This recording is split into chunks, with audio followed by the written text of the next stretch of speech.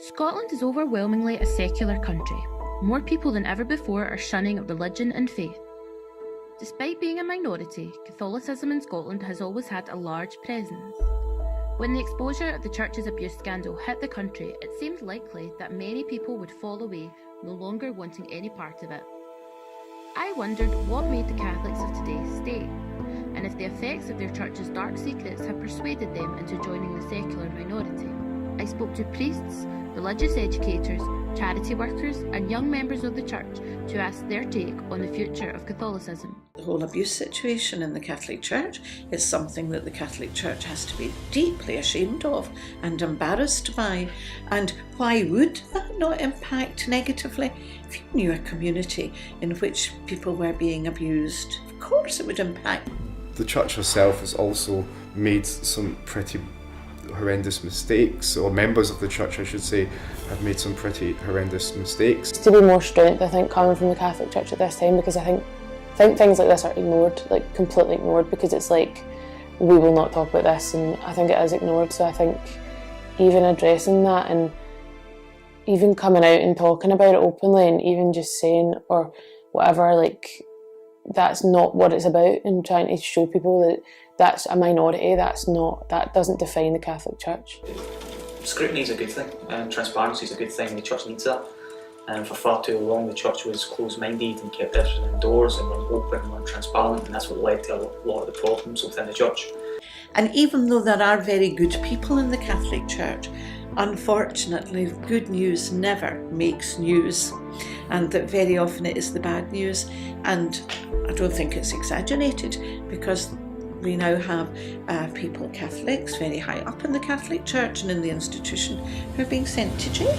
They're being found guilty in public courts. And Pope Francis would say that, what can we learn from this? Maybe we need a bit of humility.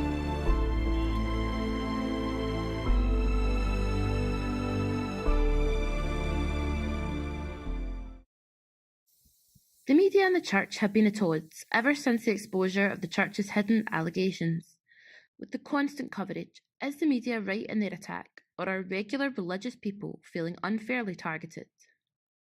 I think the media obviously recognises that, but perhaps is not always particularly balanced in her coverage of the church.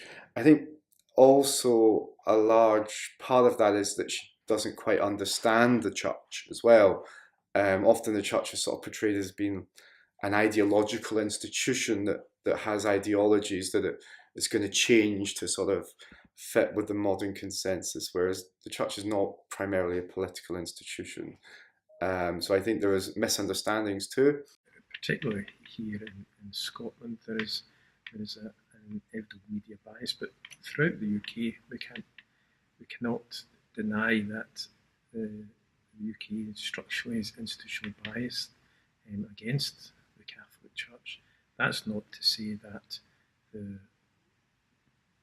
some of the criticism is well deserved and only right. So, however, there is, for example, Pope Francis seems to enjoy tremendous media popularity, but much of his message is unchanged and undiluted since the time of Pope Benedict. But the media, with most organisations, you always have darlings of media. And the reality is the Catholic Church will never be popular with the media because it doesn't have a populist message. The message of the gospel brings challenges to each one of us, brings challenge to me personally, because it identifies my weakness, my selfishness, and my human nature as a sinner. And I'm challenged personally by the faith, as everyone's challenged, and often the media doesn't like a message which challenges people. The BBC Social last year released a kind of short programme about homophobia in Scotland, but they had a massive section which they targeted Catholics, and it was something like tastes like cardboard, smells like hate, and it was talking about like the Eucharist, and it was such a generalisation of an entire religion, but that was something that reached so many people. In a Bible basher rehashing lies about Jesus, like how Poundland rip off mini cheddars and sell them on as cheese savouries, because it seems to me like Jesus saved a lot of time when he died for all our crimes that he would have wasted teaching small minds that love is no sin. See him? He thinks it's faith, but under all that din, it tastes like cardboard and it smells like hate. Yes, if it wasn't for mass media, then a lot of these things would not necessarily come to light. So one has to see an important reporting role for the media in educating Catholics in a way that they might not otherwise be educated if they had no fourth estate working. And of course there is Catholic journalism as well, and Catholic media, which provide an important function in that respect. A big part of our job is to report on the things which are being done within the Catholic Church that are valuable, and the secular media don't often report those things. Secular media doesn't report on lots of things which various different religions do, because we live in a country which is overwhelmingly secular. So a lot of that stuff goes unnoticed and unreported on. And I do feel it's our job to highlight that stuff. And a lot of our stories get picked up by national newspapers, they get picked up by the Times and the Herald and Daily Record and the Sun, and in the last couple of weeks that's happened 4 or 5 times, which I think is indicative of the fact that the newspapers don't have religious correspondence anymore, and they're not really doing proper reporting on religion, but there is an appetite for it, so they're picking it up from us. So I feel it's I've got a responsibility to report on that stuff, because no one else is doing it. In all my work for Interfaith, I've often tried to get the media to be interested. Good news doesn't sell papers. Who wants to hear that faith communities are coming together and working together? What they want to know is that we're fighting with one another. That makes more news. I had to give a talk about interfaith in Scotland, and one of the people at that talk said, nobody knows about this. There's such a lot of work going on. Nobody knows about it. How can you get it out there? But it's very hard to publicise good news, but it's there. It is there. The media has a very important role to play in bringing to light matters that might otherwise be swept under the carpet. At the same time, the way in which the media works can sometimes diminish the full facts of things coming to light, or can create oppositional sorts of debates where actually things are more complex. I mean, the reality is there's been horrible abuse scandals within the church, and that stuff needs to get reported. And it's perfectly right and proper that the newspapers focus on that and do plenty of reporting on it. But at the same time, there's not the level of scrutiny or accuracy when it comes to reporting on these types of issues as there is with other issues. Quite recently, the Sunday Post done a front page story on the Catholic Church, and the headline on the article was about 200 odd cases of abuse within the Catholic Church over the last few decades, and it was a big story, and this is a big horrendous thing that the Sunday Post had found out. But those figures were actually put out in a church press release about 6 months previously, and we'd reported on it at the time, and the Herald had reported on it. So they'd taken 6-month-old statistics and repackaged them and used them as a splash on their front page. And no one cares. If you did that with statistics on any other issue, people would point out, hold on, these statistics are 6 months old. Why are you splashing on 6-month-old statistics? But there's not that level of scrutiny when it comes to issues of abuse within the church. So I don't know about unfairly targeting. It's right and proper that the secular media do a lot of reporting on that stuff, but the reporting can at times be inaccurate and not as rigorous as the reporting on other issues. The majority of people abused by priests and people in the church were Catholics themselves, and they feel that pain more than anyone. And there's an attitude from the secular world that the Catholic Church is the bad guy and the victims are not Catholics, whereas the reality is that the victims were Catholics themselves, and some of them will no longer be Catholics because of the experience, but many of them still are, and many victims are still Catholic and still against. So I think the role of the media is a complicated one, because in some sense what the media reflects is what the general populace wants to know rather than what they need to know. You can even see that within the Brexit debates. Nobody's going in and asking the hard questions about whether things that are being said publicly are true or not. And in some sense, the narrative then within the media is one in which it feeds the popular assumptions about religion, but none of the religious communities in Scotland are very good at engaging with the media and speaking positively about who they are and what role they have to play in Scottish society. So I wouldn't blame the media, but I think the media is reflective of much longer trends in terms of what people expect to hear about institutional religion. With less people attending Mass services, some think it is time for the Church to reinvent itself. Will the weekly Sunday Mass remain the centre of Catholicism if people continue not to show? It's central to the Church's purpose. It's mandated by Christ that we were to go out and baptise in the name of the Father, Son, and Holy Spirit to all nations.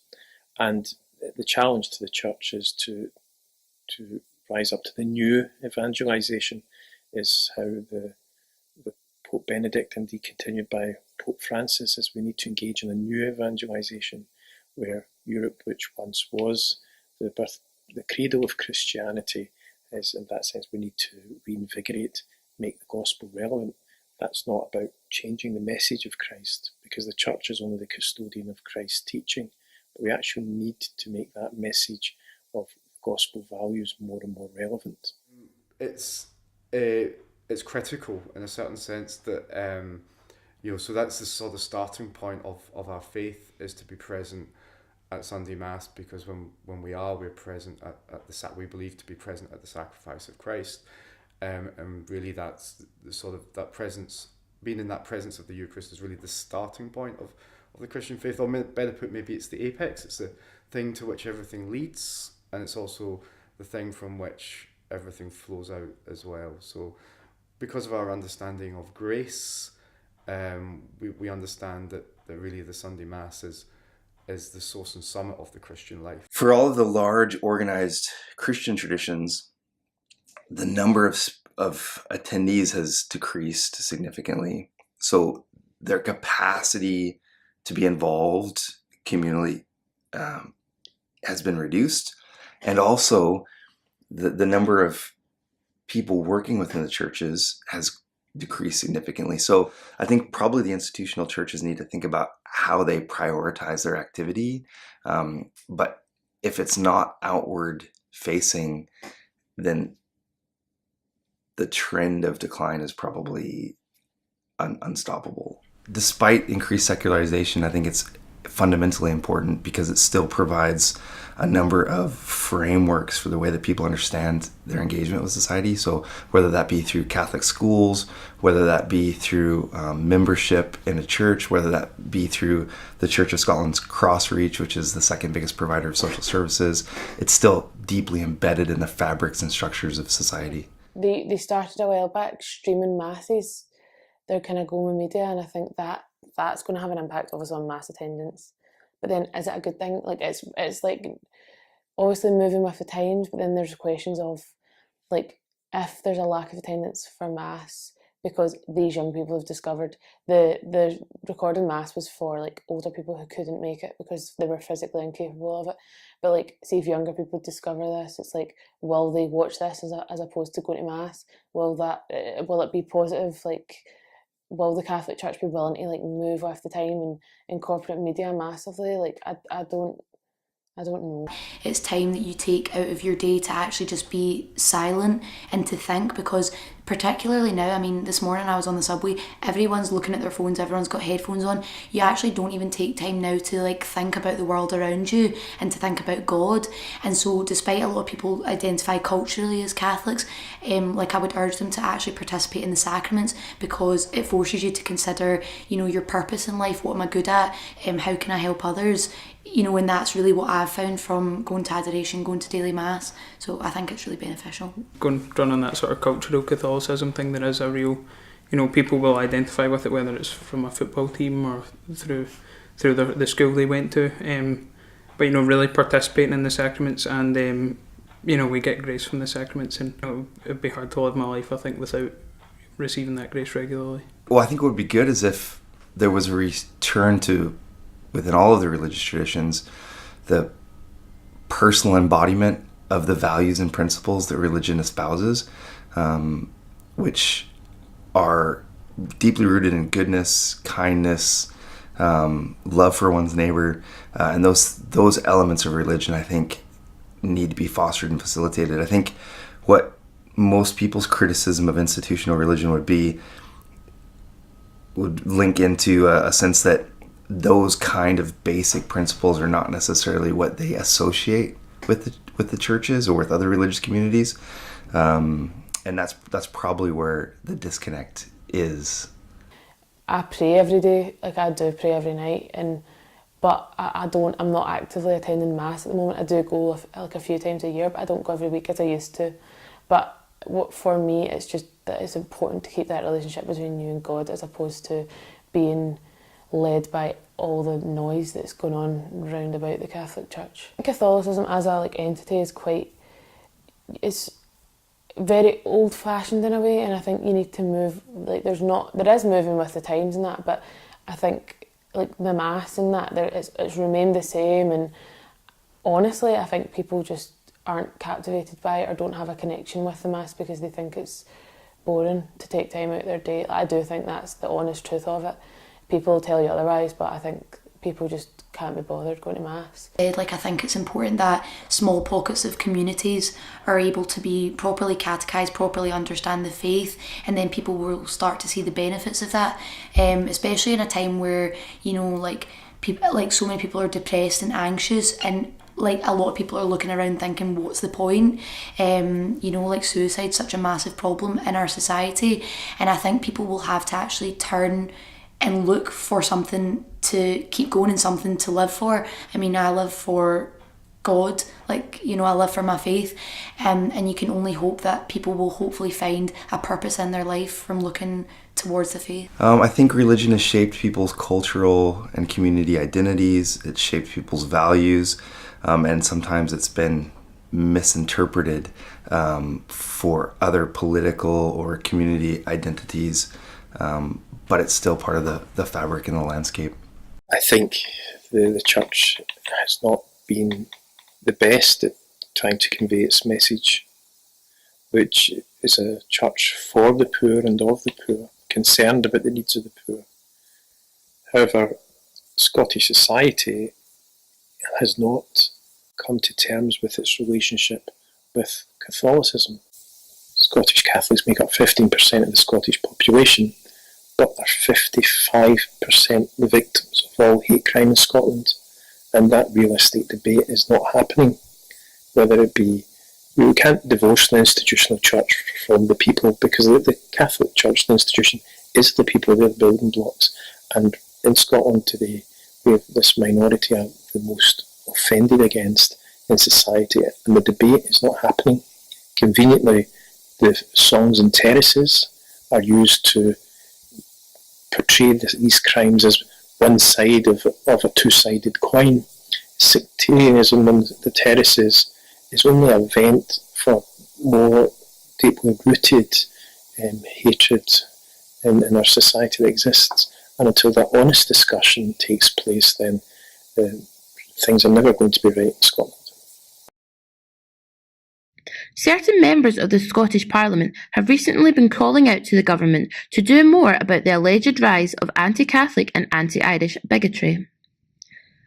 James Kelly, a member of the Scottish Labour Party, stood up in First Minister's Question Time last November, asking Nicola Sturgeon if she and her government would condemn this. I unequivocally condemn anti-Catholic bigotry, anti-Irish racism. I condemn sectarianism in any shape or form. That kind of conduct has no place in modern Scotland, and all of us must unite to make that absolutely crystal clear. Elaine Smith, also a Labour MSP, stated last year that the government needed to do more to protect Catholics after statistics emerged that they were the victims of 57% of all religiously motivated hate crimes. Canon Tom White was one of these victims. In July last year, he was spat on by a member of the Orange March that was passing by his church at the time. I had finished my normal Saturday vigil mass for the Sunday and was where I normally am, at the door of the church, saying goodbye to parishioners and helping some of the elderly and frail congregation members out of the door of the church. And at that point there was an orange parade passing, and it resulted in verbal abuse. Indeed, someone attempted to assault myself with a baton, and I was spat upon lots of times, and it was frightening.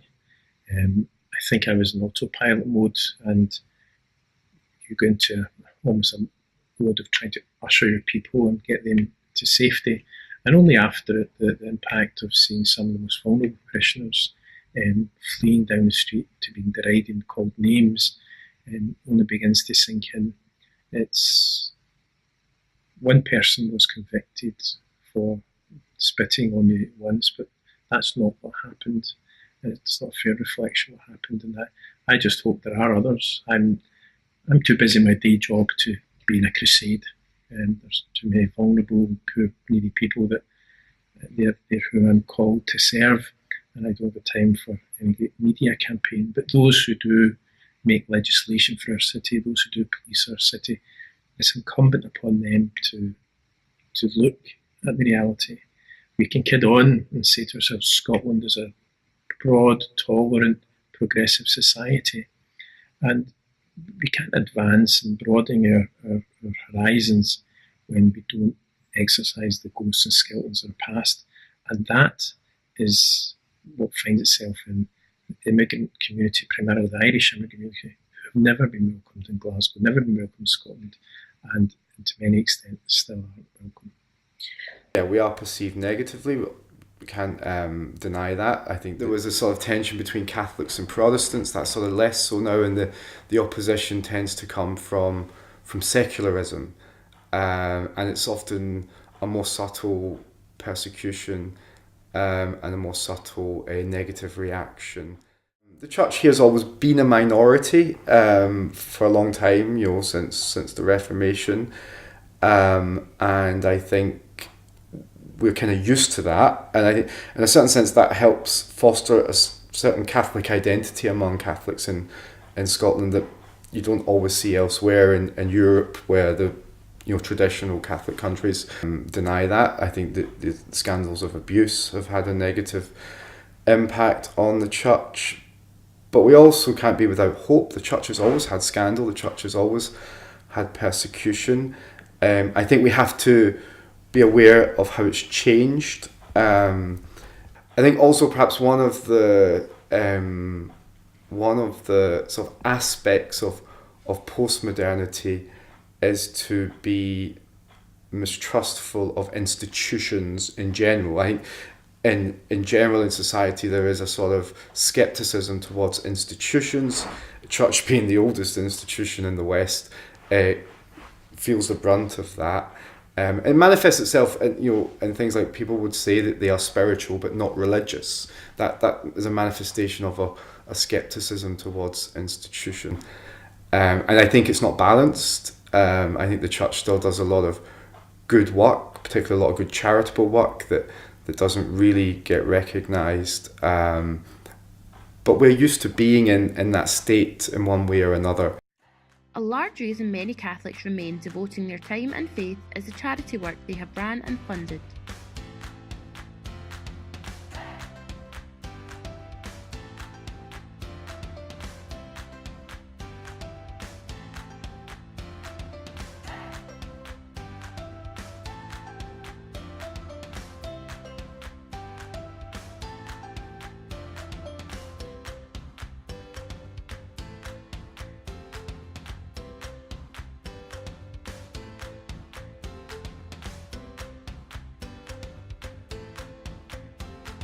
Sister Isabel Smythe is one of the founders of Interfaith Scotland, a charity that promotes constructive engagement between different faith communities and the promotion of religious equality.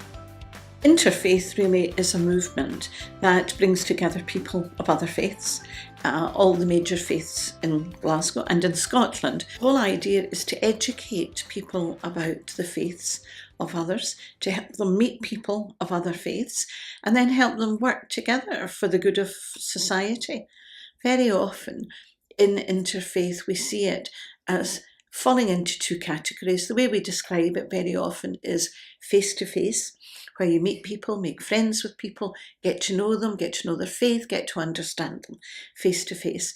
And then there's side by side, where as people of different faiths, but as common citizens of Glasgow and Scotland, we might work together on a social project. Well, the major faiths would be involved: Hinduism, Buddhism, Sikhism, Judaism, Islam, Christianity, of course. And then there are other kind of more minor faiths that might also come around. The Pagan Federation sometimes comes to dialogue meetings. The Church of Jesus Christ of Latter-day Saints. So really people of faith, and sometimes people of no faith who are interested in religion, might come along to a dialogue or a particular meeting. Recently, Pope Francis went to Abu Dhabi and he met the Grand Imam of Al-Azhar University in Egypt. Now, that's the most prestigious university in the Muslim world, in the Sunni Muslim world. And they signed a declaration together about working together and being committed together. And at that visit, he said, we either live together, work together, or we'll die together. We cannot survive in this world as it is at the moment unless we work together. Religions can no longer afford to be fighting one another, to be suspicious of one another. We've got a faith, we've got a concern for justice, we've got a concern for the country and the society in which we live. And so it's absolutely vital that we work together and get to know one another.